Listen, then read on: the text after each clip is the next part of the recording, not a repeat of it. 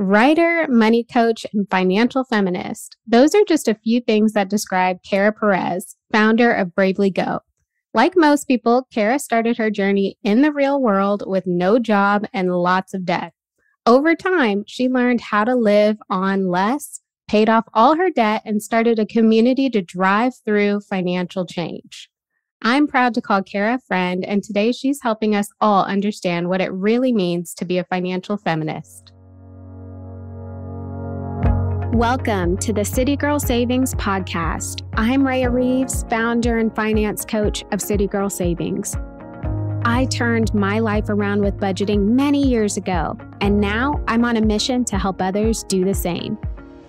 I fully believe that you can enjoy your life on a budget, and this weekly show will focus on the intersection of money and the City Girl lifestyle. Join me every week, along with some special guests, as I share my experiences, advice, and guidance on navigating life and money as an experience-loving millennial.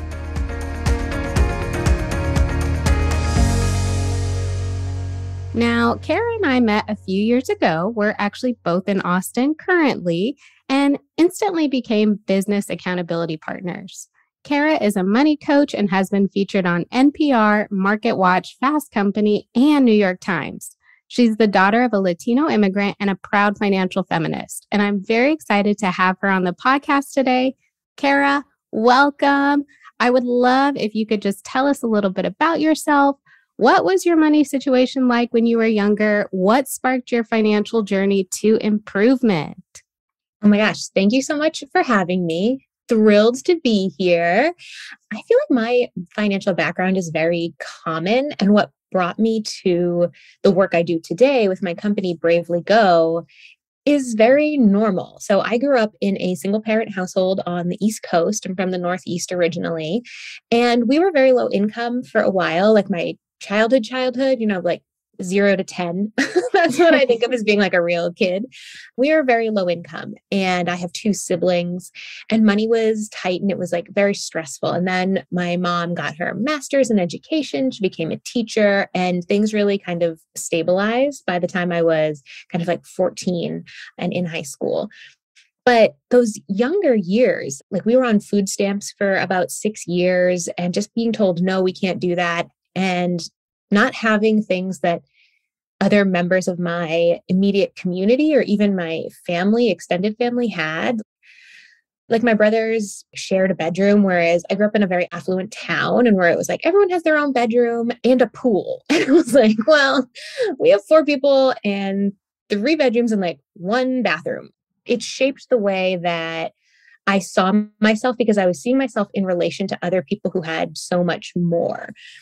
And then I went to college and graduated in 2011. And so kind of graduated into the aftermath of the Great Recession. And I have a degree in English. And anyone who is a fellow millennial knows like tough time to be graduating. Not as bad as I guess 2008 for sure, but Right. tough time to be graduating. And people were very uninterested in my English degree. They were like, how about STEM? Do you STEM? And I was like, I do not STEM, actually. I don't know anything about that. Do you want to talk about Victorian literature? Are you interested in like Caribbean American writers? Because I have a lot of thoughts to say on that. But no one cared. So I waited tables for the first 3 years out of school. And I was just, again, very low income. Like for anyone who's interested, you can go to my social media channels, especially TikTok and Instagram, which are both at We Bravely Go. And I literally like to share my tax returns from 2012 to 2015 because it was like 15 grand a year, 18 grand a year. And at this point, I'm living in Austin. I'm a full-blown adult. I have to pay my rent. I have to pay my student loans. I have to pay groceries, all this stuff. And I have very little money to do it with. So I just had a breakdown. Like there is a highway that runs through Austin, I-35. And I was literally in my 2009 Kia Rio, which I still have. And I just had a full on like, money is ruining my life moment. Like I literally said that out loud because this low income combined with my debt, combined with my background made me just feel like money was the enemy Money was crushing me. It was out to get me. And if I didn't do something, if I didn't take some sort of action, I was going to get kind of swept away. And like, this was going to be the rest of my life. Financial anxiety, being broke, being really low income, not being able to do anything because I didn't have the money. So that was kind of my like, people refer to it as an aha moment, but I think of it as a like, what the hell moment. I wasn't like, aha, and yes, now I will conquer this. I was sort of like, oh my God, something has to change. And so from there, I started blogging about being low income and trying to pay off my student loans. That blog gained some traction and I picked up a bunch of different side hustles. I worked 5 different part-time jobs over 2 years to pay off my student loan debt, to begin saving, to begin investing. I'll never forget when I maxed out my IRA for the first time. I was like, I am a champion. Watch out, Warren Buffett, I'm coming for you. And that's kind of my financial background. Holy cow. I mean, I have so many questions just kind of stemming from your upbringing. I mean, really that 0 to 14 range, you described yourself as living low income, like you and your family. But it's interesting because once you graduated college, you also again described yourself as like low income. Do you think that there was almost like a sense of comfortability in that low income state because of how you were raised? And then obviously this what the hell moment you had was the kick in the gear to turn things around. But do you see a correlation there? Oh, no one's ever asked me that before. And I've told this story like a million times. I don't know if it was a level of comfort, but it was definitely a level of familiarity. I was like, I know how to do this. Like, I know to not buy the name brand stuff at the grocery store. I know how to eat leftovers for a week straight. Like, I know how to turn off every single light as soon as you leave the room. Like my mother's voice say like, we don't own stock in the electric company is burned into my brain for sure. It just felt normal. But at the same time, so in like 2014, 2015, I was living in Austin. I had 3 roommates. We'd all gone to the same college and I was the only one with student loans. The rest of them, their parents had been able to pay for college out of pocket. Like they didn't even get any grants or scholarships. They were wealthy enough that their parents paid for it just all on their own. And I could just see the class and financial differences between us so clearly because I was the only one who ever talked about having debt. I was the only one who ever talked about really like needing to budget and like figure out where money went. Not that they were working like super lucrative jobs at the time. We were all kind of in food service and stuff, but they just had this safety net that I didn't have. And that made me feel very uncomfortable. Not so much like, oh, their behavior. I don't mean to sound like my roommates made me feel bad because they were all very close friends of mine. We still are. But again, just the financial differences between us were so apparent. And that's kind of, I think, like triggered, oh, this that I'm used to, this that is my background, this isn't the way it is for everyone. Like, this is not everyone's normal. And that was a thread that I just continued to kind of like tug at, even after I had my what the hell moment and I was beginning to build savings and investments. I was like, oh, right. Like my friend would always talk about his dad's investments. I should learn about investing. That was a really interesting time in my life. Wow. And I mean, just think about how much self-awareness you have to recognize those differences, number one, but also start pulling the thread through, right? Start saying like, hold on, this is different. I don't like this side that I'm on. I want to be on the other side. How do I do that? And you literally started to do it. Now, after you had your what the hell moment, what was your immediate next step? Like, what did you do next to really start this journey for you? What did I do next? Well, after I had my kind of breakdown in my car, I literally remember going home and talking to one of my roommates and being like, my life needs to change. Like, this is not okay. And I think she was like, are you okay? And I was like, I'm not. I'm figuring it out. I don't know. But the next kind of concrete step I took was to sit down and look at my debt. So before I even looked at my income and my budgeting and all of that stuff, I looked at my debt because that was by far my biggest concern. At this point, I wasn't concerned about building wealth. I wasn't even thinking about investing. I was like, I have to pay $400 a month in student loans. I'm making 18 grand a year. This is nuts. Like, this is the problem. And if I can eliminate this debt, I'll have $400 more a month. That's as far as I went. So I looked at my interest rates and my due dates and where all the loans were, because I had 5 different loans. So I just kind of got my head on straight about my debt. And then the next thing I did was kind of realize, oh, okay, well, if I'm going to pay this off, I should look at how I'm making money. And at the time, I was working twice a week, Fridays and Saturdays, as a caterer. And so I was making not very much money from that. That was $12 an hour and like maybe 16 to 18 hours a week of work. And then it was the springtime. So I had just wrapped up working as a lacrosse coach for a private high school here in town, but that wasn't year-round work. So I was just sort of like, I'm expecting one more check from coaching and then that's kind of it. And I realized like, oh, hey, I need more money. I need more jobs. Because I want to be very clear, I did apply to full-time jobs, but nobody would hire me. And at this point, the debt felt like such an urgent matter that I was like, I will take the side hustles and the part-time jobs and I will just like piece together something. I can't just have all this empty time because all I'm doing is sitting around feeling bad. I'm feeling depressed and I'm not making any progress on my goals. So I pieced together like any side hustle that would have me. I took. Wow. You bring up such an interesting point, though. You mentioned that the first thing you kind of thought about was your debt, and you didn't even take it a step further.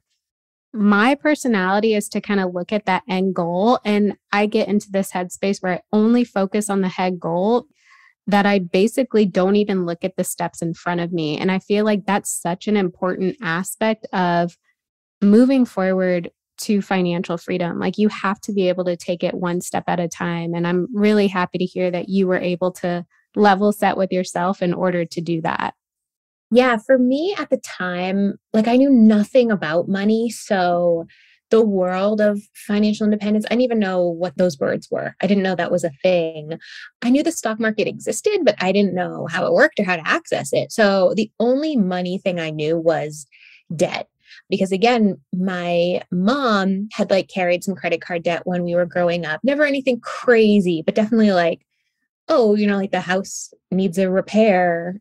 I'm going to put it on the credit card because I don't have it in cash. So debt I was familiar with, and that's what I chose to focus on.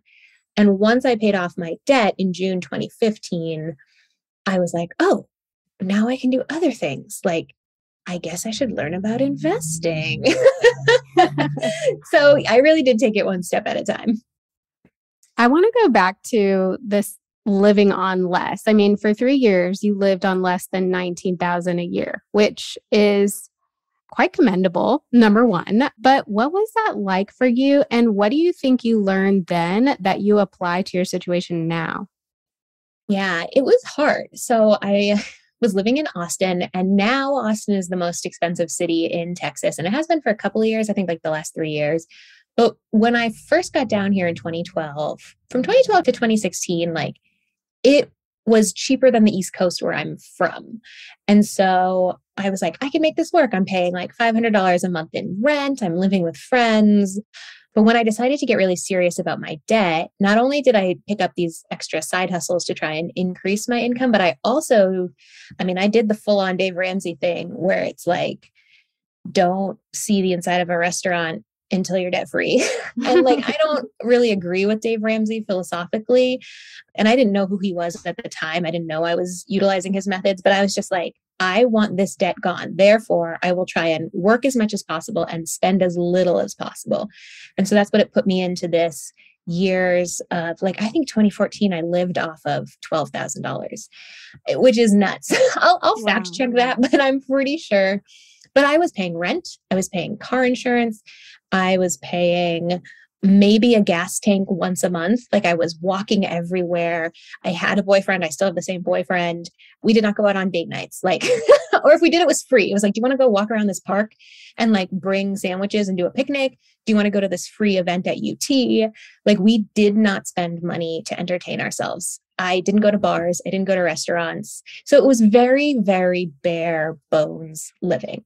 And I wouldn't recommend it. Like, it sucked. But it was, in my case, effective. And I did pay off my last 18K in just 10 months living this way. Wow.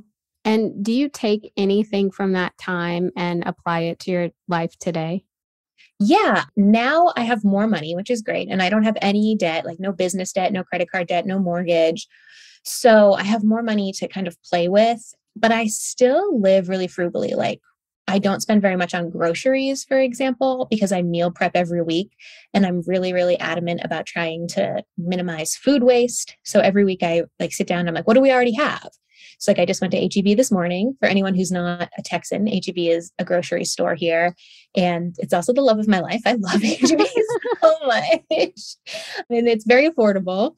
So I went to HEB this morning, but I knew I had kale at home and I knew I had 2 regular potatoes and a sweet potato. So I came home and I made this kale salad that has tofu, craisins, and oh my gosh, what's the other thing? Hard-boiled eggs. But all I bought was tofu, craisins, and eggs because I knew I had the kale, right? And then I'm also going to make later a quiche because I had the potatoes and now I have the eggs. So I will use the sweet potato as like a crust for the quiche, put some scrambled eggs with some onion and some garlic in there and bake it. And so like, I like to use what I have. And that's definitely a leftover habit from my very low earning years. And I don't apply that just to food. I apply that to like clothes. I apply like, what do I already have that will work? If I don't have something, then I look for it thrifted or, secondhand. And if I can't find it there, then I will buy new. And that's kind of how I think about things.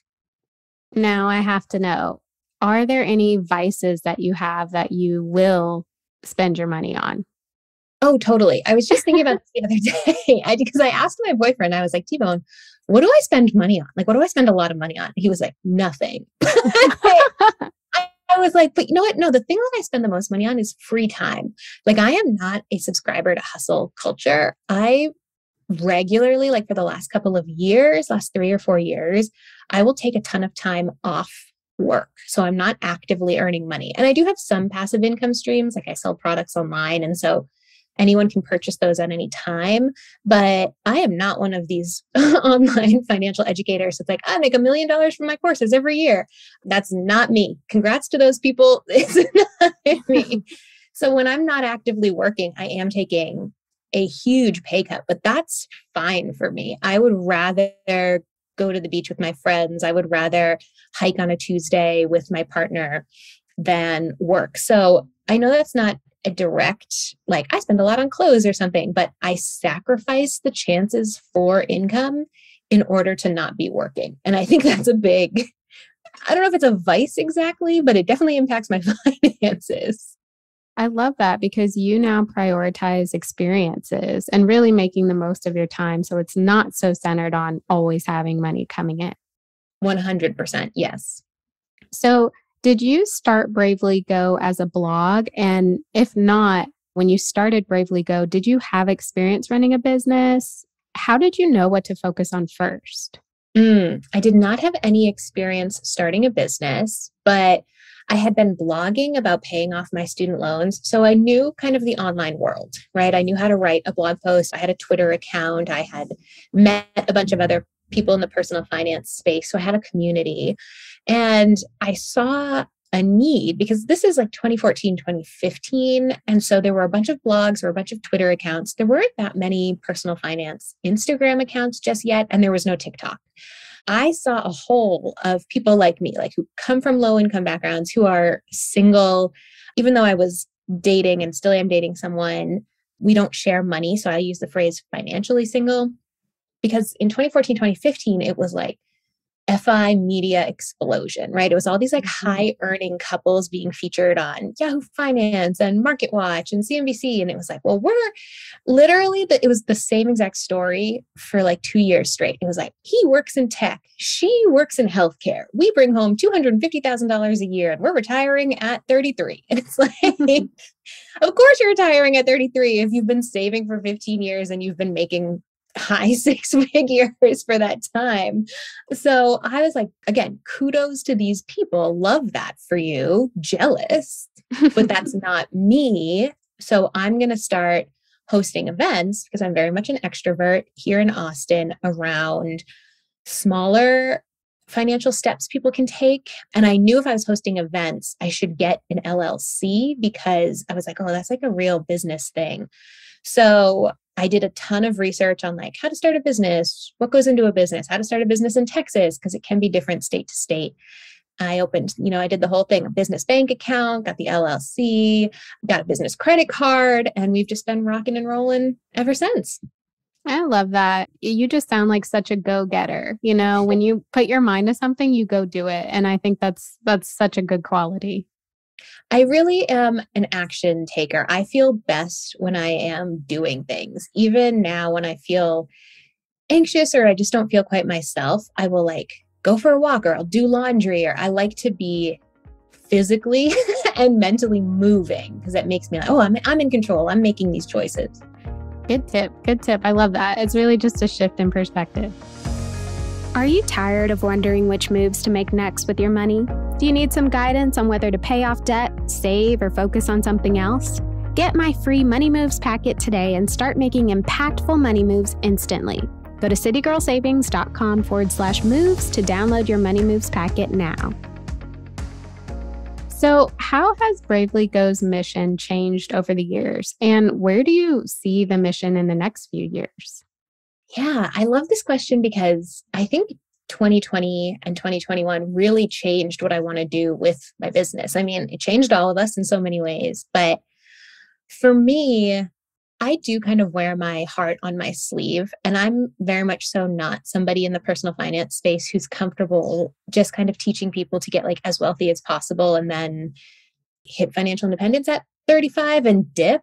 And that's a lot of other people's vibe. So it's like very well covered. We don't really need another voice in that space. So I'm glad that's not me. Originally, I was very interested in getting women specifically and lower income women as much financial literacy as possible. I'm still very interested in that. I would say that's still 60% of my business mission, but now 40% is also using money as a tool to change the world around you. That's something I feel really strongly about. And it's something we can all do, but very few people think about or are talking about. But literally where you bank, what you invest in, where you shop, using your dollar as a vote to build the world you want to live in is the direction I think my business is going to be growing in henceforth. I love that. And is part of that the goal to help other people do the same? Because I think there are a lot of people out there who want to use their dollars the right way, but have no idea where to start. Would you help educate on that? Yeah, definitely. And this is something I'm doing right now on TikTok a lot more. I love and hate TikTok so much. It's like the wild west of social media, but I'm talking about it a lot more on there. So if you want to follow me on TikTok, it's at We Bravely Go. And yeah, I'm talking about like where you bank matters. I'm talking about how to invest more ethically and how to budget according to your values. So it's definitely something I'm bringing to people, and I really hope resonates with them. I love that. Now, I will be the first to say that the term financial feminist is very popular, but I first heard you use the term. So I'm really excited to kind of hear from you directly. What does financial feminist mean? What does that mean to you? If someone hears that phrase, how should they think about that term? Yeah, I agree with you. It's become very popular. It's become very chic. I didn't originate the term. I actually can't remember where I heard it, and I wish I could. But I started using it in like 2015, 2016. For me, I think I have a different definition of financial feminism, the kind of the more mainstream version. The mainstream version seems to be financial feminism is women getting rich. And I don't have a problem with wealthy women. But for me, financial feminism is more intersectional than that because feminism is a socio-political movement, right? It's about bringing women the same political and social rights as men. And that means a lot of things. Like women getting the right to vote was a huge part of feminism. The kind of like sexual revolution of the 60s, big part of feminism. The birth control pill, big part of feminism. So it's not just about, feminism isn't about one thing. And financial feminism, in my eyes, is the same thing. It's not just about more wealthy ladies. That's a part of it. But actually, it's about abolishing the gender wage gap. It's about abolishing the racial wealth gap. It's about getting paid parental leave as a federal right for everyone. So whether you're a CEO or you're a waitress, if you give birth, you can spend 16 weeks at home with your kid and you're not going to be afraid to lose your job. That's what financial feminism means to me. How can women move in that direction, especially if they feel like they're on the other side of it, right? Maybe they are the waitress who doesn't get time off. Like, how can they move in that direction so that as a society, we can really change the narrative? Yeah, it's a couple of things. I think, like, one, don't be afraid of the term feminist. I think a lot of people, men and women, are afraid of it because they think it means like, I hate all men. And that couldn't be further from the truth. It's feminists hate the systems that oppress women and that only benefit men. So I think for financial feminism, the first thing is to kind of not be afraid to use the term. If you are someone who has, let's say, like less cultural cachet than someone else, so if you come from a marginalized community or you are not super wealthy, I think one of the best ways that you can practice financial feminism is to just talk about money and build what I like to call financial solidarity with people in your immediate life. So one of the first things I did when I was waiting tables, when I was working as a caterer, was I just started talking about how I wanted to pay off my student loans, like at catering events. So I'm there with the other people who are also making $13 an hour. And I just like, yeah, I'm really trying hard to make an extra student loan payment this month. And people would be like, oh, I have student loans too. Like, are you trying to pay them off early? And I'm like, yeah, I really am. And they'd be like, do you think I could do that? And I'd be like, yeah, I think you could. And we would talk about it. And I'd say like, here's an article I read. Here's a podcast I listened to. And I would kind of spread what I was learning. And I think that's so powerful because often in these communities with less cultural cachet, just the conversation isn't even happening. So people don't know, hey, if you make 2 loan payments a month, even if they're smaller amounts, like $100 and then $30, you'll pay off your debt faster. And that sounds like such a simple thing to people like you and I, or maybe people who did grow up in households that did talk about money or that grew up with financially fluent family members. But if you didn't, just that can be such a mind-blowing thing. And then it builds, like I said, financial solidarity where you realize like, oh, we are in this together. You know, like you're my coworker and you're also like my, I want to use the word like comrade, but I know I don't want to sound like a communist necessarily, but like we are on the same playing field. Like if I win, you can win, and we should be happy for each other to win. I think you're spot on in that the conversation needs to happen. I still feel like there is almost a bit of taboo on money talk, though. You know, I feel like some people are so embarrassed or ashamed. Finances maybe wasn't talked about in their household. It's not talked about with the people around them. And so even if these people want to have those conversations, they're a little bit afraid to. Do you have any advice for people who should move in that direction? Yeah, I think if you're afraid to talk about one specific area of money, like a lot of people, wealthy, poor, whatever, don't want to talk about how much money they earn. And that's because wealthy people know they earn a hell of a lot more than a lot of other people. And they feel like kind of guilty about it. So they're like, well, if we just don't talk about it, it's not a problem. And lower income people are kind of embarrassed about it. You know, they're like, oh, I'm only making 20K a year. Like, I feel like I should be making more. If you're not ready to talk about income with your friends and family and your community, maybe there's another part of money you are excited to talk about. Maybe you want to talk about investing or paying off debt, or you just want to read a book about money and you give one to your friend or your cousin. You're like, let's read this together and just kind of see what's up and then see where that takes you.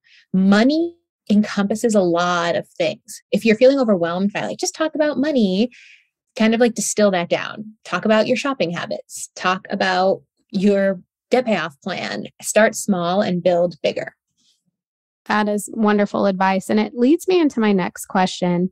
What are your thoughts on the role that society plays in keeping minority women or women in general and people of color stuck or just stagnant in their financial situation? Yeah, I think it's so many things, right? Like we know that the systems that we live in are biased and racist and sexist. We know that's true. And we can look at examples to everything from redlining, which, if you're not familiar with that term for any listener, it originated out of banks in starting in, I believe the 30s. Banks would print out maps of neighborhoods and literally outline in red the Black neighborhoods and be like, well, we don't give mortgages to anyone who lives in this neighborhood, thus preventing Black Americans from being able to like own their own homes and build wealth via real estate. So there's egregious examples like that to what I mentioned earlier of just like the persistent gender pay gap. When it comes to these systems, I'm kind of two minds. One, the best way to change the system is to be in the system, right? You pull an AOC and run for office and try and change from the inside. That can be slow moving, but it can have the biggest impact for the most amount of people. And you can do this on a much smaller level, even someone who runs for like school board. And you're like, well, what I really want to bring to the school system in my town is a class on personal finance, so that in order to graduate high school, you have to take a semester of personal finance. And that's going to impact every single kid in your school system. So much more than just like a one-off conversation with your friends, right? So I think working within a system can be a great way to kind of change it. But I also think, and this is the route that I myself have chosen to take as of now, being outside the systems, it's so important for us as financial educators to talk about the realistic ways people have to operate right now. So like we know there's a gender pay gap, right?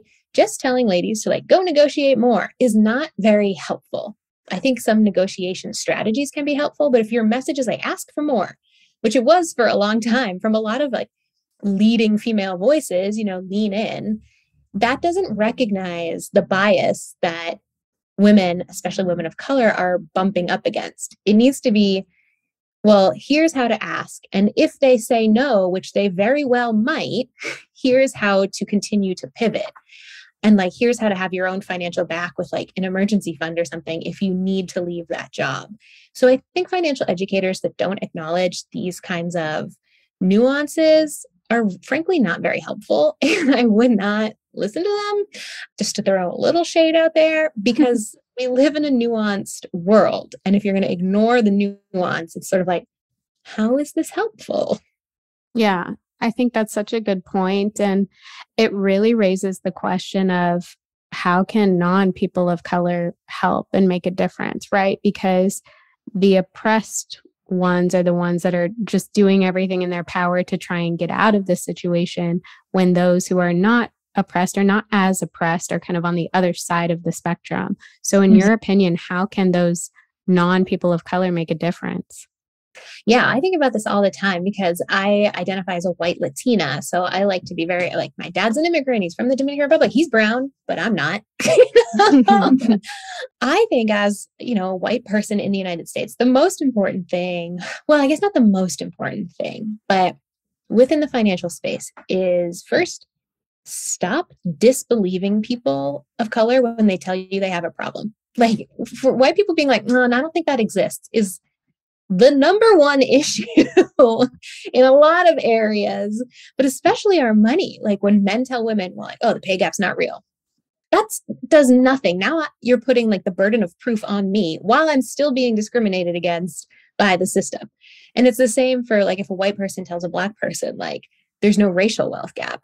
That's not helpful. So first of all, believe people when they say they are experiencing a problem, even if you are not. And two, white people need to be advocating for people of color on a systemic level and on a personal level. I always think about racism as a white person's problem, right? Like white people are being the racists. White people created race-based systems. And it's not something that people of color need to solve. It's white people need to change their behaviors. So as a white person, I would say like initiate the conversations with your coworkers of color to be like, hey, I just want to let you know, if you ever want to ask me about like how much I get paid or like how I negotiate or anything, like, I just want you to know the door is open. Don't come in hot being like, tell me what you make and I'll tell you what I make and we'll see if there's a rate. Like, don't white savior the situation.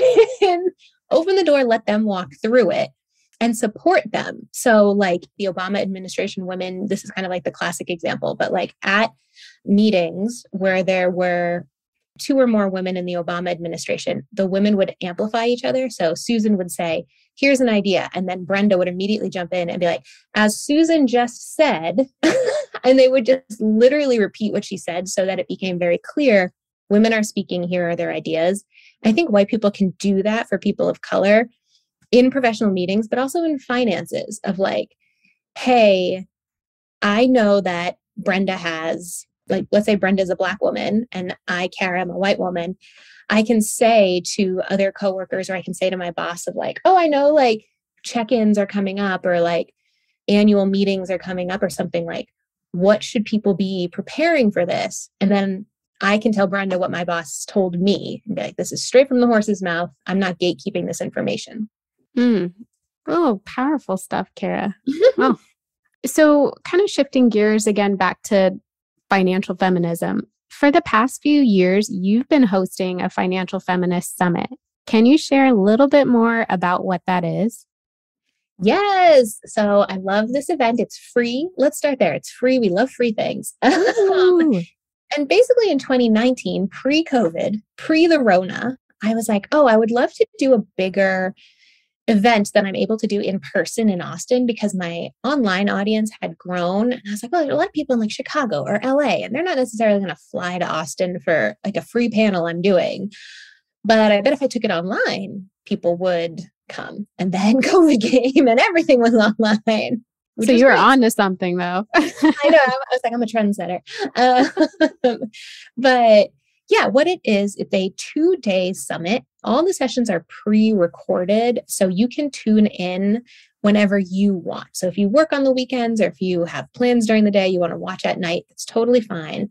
You sign up, it's free. And then I email you 4 videos on Saturday and 4 videos on Sunday. So there's 8 videos total.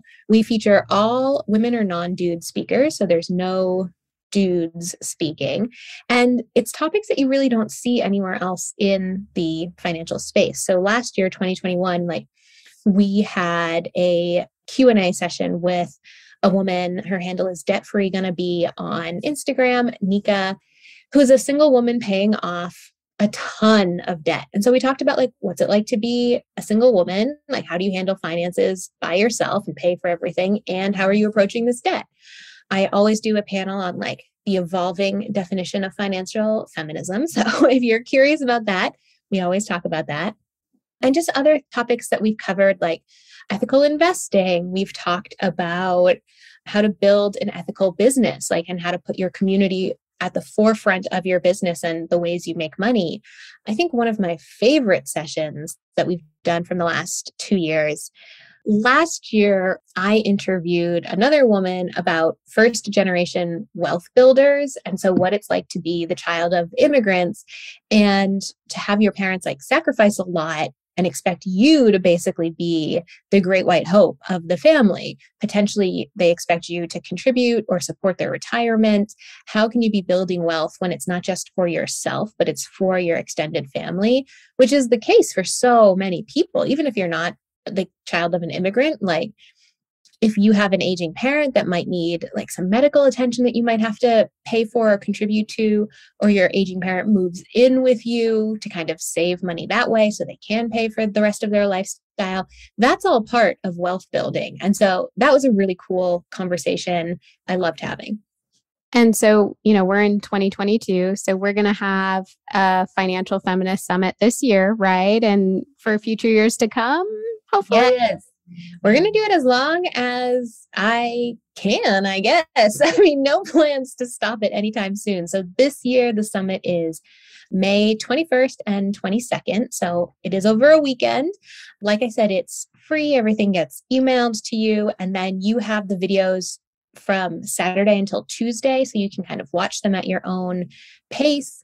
There's a Facebook group you can join, so you can talk to the speakers, you can talk to other attendees and just kind of ask questions or share tips and really be in community with the rest of the people at the summit. Wonderful. And I will definitely be including the link to sign up in the show notes. So listeners can definitely sign up for that. Again, it's free. So prioritize your financial well-being. And speaking of that, why is it important for women to prioritize their financial well-being? Why is an event like this, Kara, so important for women? Yeah. I think it's important because of what you said earlier of, still some people do feel like talking about money is taboo, or there are questions they're embarrassed to ask. Like maybe they don't want to ask about how to take care or how to plan for their parents' retirement because it makes them feel bad or ashamed or just weird, So I think it's so important to have these communities and for women to talk to each other about money, to continue to break down those barriers and to lift each other up. If I'm doing something that's working, I can share some or all of that information with you as it applies to your life. Again, going back to this idea that if one of us wins, all of us can win. And I really think that's so important for women. I 100% agree. Now, outside of the Financial Feminist Summit, what's in store for Bravely Go? Anything else exciting coming up? Oh my gosh, all the exciting things. Yay! I'm like, everything. Also, I'm like, nothing. No, it's going to be a big year. 2022 is going to be a big year. We do a ton of free online workshops. So I would love to encourage any listeners to come check us out. We've got some upcoming workshops on values-based spending. So aligning your spending with your values. We have some on ethical investing and ethical banking. So you can put your money into institutions you feel really good about, institutions and investments. And like I said, the Facebook group, that's open year round. It's not just for the summit. So if you just want to come hang out with some cool peeps, I feel like I aged myself so much right there. Fly up. But that's also a place that we like to do a lot of cool things. So many things. Wonderful. And now you did share some of your social media channels, but how and where can listeners connect with you? Like, what's the best place? Yeah. So I definitely spend way too much time on Instagram and TikTok. Like, I think it's becoming a problem in my life. And on those platforms, we are at We Bravely Go. And then also we have a website, bravelygo.co. It rhymes, bravelygo.co. And there's tons of free articles. We publish a new blog post every Monday. And then finally, we have a YouTube channel. So if you are into watching content or having something on in the background while you're cleaning or cooking, we are Bravely Go on YouTube. And that's really where I'm putting more of my effort this year. I'm trying to show up more on YouTube. So would super appreciate anyone who wants to give us a like or a subscribe on YouTube. I will definitely link to all of those social media channels so people can connect with you. Kara, this was such a wonderful conversation. Thank you so much for sharing your insight with us. Thank you for being here. Thank you for being you and the work that you do. Like, it's truly appreciated. I can tell you that firsthand. Thank you so much for having me and asking such amazing questions. You're a really good interviewer. So great job. Oh, thank you. Thank you so much for tuning into City Girl Savings today. I hope you feel empowered and inspired to master your money as you make your way to your dream life. Make sure you subscribe so you're the first to know when a new episode comes out. I truly value your thoughts and feedback, so please leave a review and let me know how this podcast has impacted you. Can't wait to chat soon and make it a great day.